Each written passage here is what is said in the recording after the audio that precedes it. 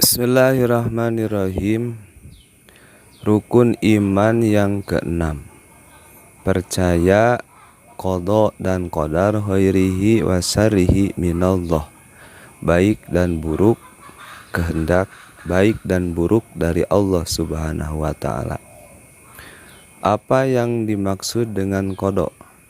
Asy'ariyah mengatakan, Asy'ariyah itu ulama-ulama madhab Imam Asy'ari. Imam Asy'ari itu adalah salah satu tokoh di bidang ilmu tauhid. Beliau mengatakan qada adalah iradatullahi ta'ala al-asya'a fil azali, ketentuan Allah Subhanahu wa taala atas segala perkara di azali. Azali itu adalah sesuatu yang tidak terkurung dan tidak terliputi oleh waktu dan tempat. Ada lagi lawan daripada azali, yaitu lam yazal. Lam yazal itu adalah owah gingsir, alam dunia terkurung oleh waktu, ada perputaran matahari, dan terkurung oleh tempat, ada atas bawah, depan, belakang, kiri, kanan.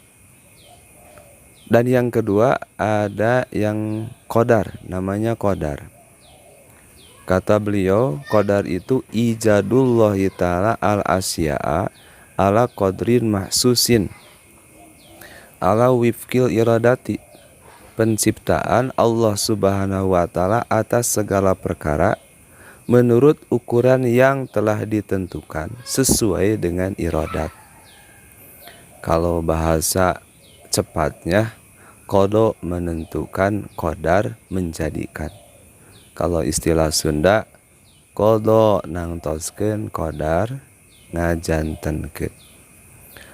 Lalu bagaimana hubungan qada qadar dengan ikhtiar? Syekh Nawawi Al-Bantani dalam Syarah Safinah,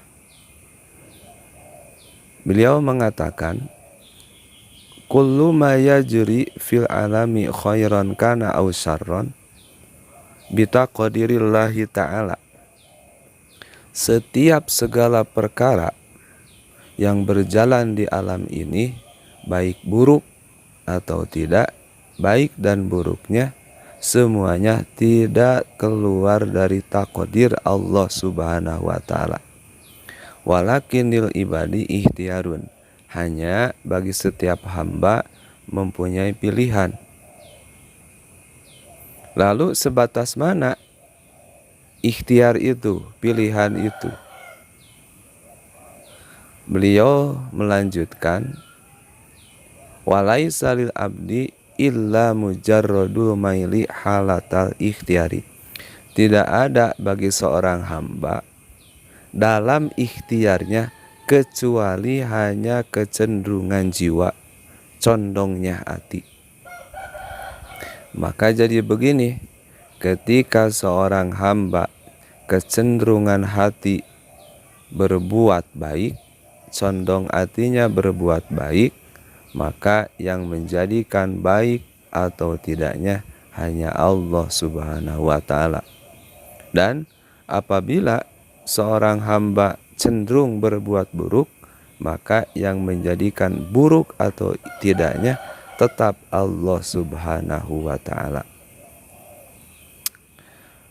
Dulu Bung Karno dan Bung Hatta ketika kecenderungan jiwa, condongnya hati ingin memproklamirkan kemerdekaan Indonesia, maka yang mentakdirkannya adalah Allah Subhanahu wa taala. Kalau di pesantren, iso ora iso sing penting ngaji. Bade tiasa bade henteu ge anu penting mah ngaos we. Nah, namun ketika ada kecenderungan, maka ketika ada kecenderungan hati, dorongan jiwa, maka itu menjadikan penilaian. Dan justru itu yang ditilai Allah Subhanahu wa ta'ala. Allah tidak menilai hasil. Allah tidak menilai rupa atau inna la yanduru ila suwarikum wala azamikum wala yanduru walakin la yanduru ila kulubikum. Tidak melihat bentuk, tidak melihat rupa, tidak melihat hasil. Yang justru yang dilihat oleh Allah adalah kulub, hati. Pemirsa sekalian, namun beda lagi dengan akhlakul karimah.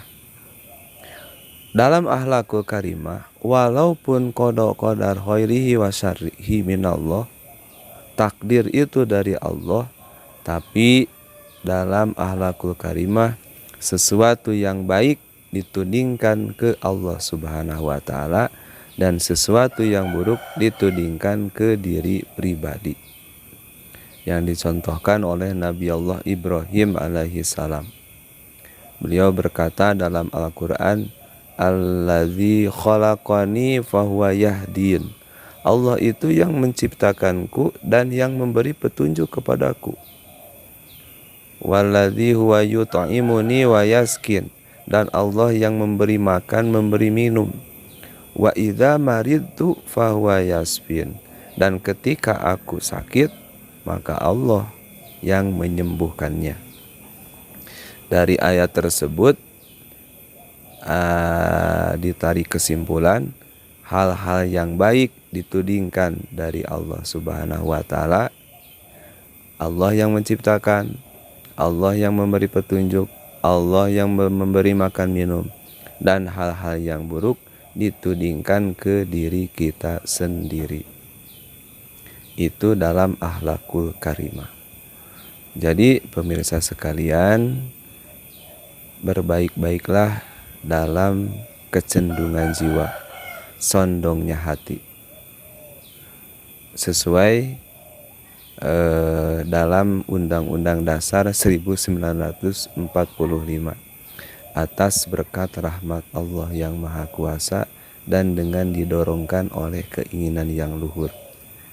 Artinya, pertama, atas berkat rahmat Allah yang Maha Kuasa, kemerdekaan itu adalah artinya takdir Allah Subhanahu wa taala. Kedua, dan dengan didorongkan oleh keinginan yang luhur. Jadi kemerdekaan itu sababiyah, diantaranya kecenderungan hati, keinginan yang luhur. Maka dengan itu pemirsa sekalian, kita selalu menjaga untuk mempunyai kecenderungan hati yang baik, dorongan jiwa yang luhur. Masalah hasil tidak hasilnya Allah Subhanahu wa taala yang mentakdirkannya.